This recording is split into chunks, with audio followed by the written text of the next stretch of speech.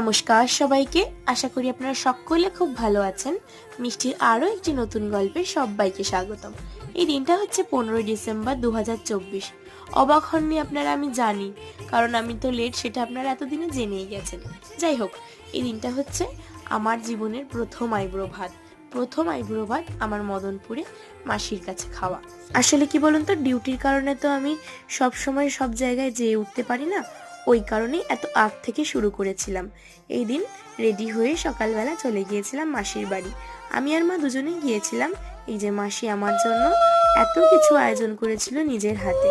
এই যে কিছু মুহূর্ত আপনাদের সাথে আমি শেয়ার করলাম, আপনারা অবশ্যই ভালো লাগলে কমেন্ট করবেন, আর আপনারা সকলে আমাকে আশীর্বাদ করবেন যেন আমার আগামী জীবন খুব সুখের হয়।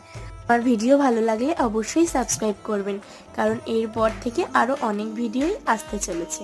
ভালো থাকবেন, টাটা।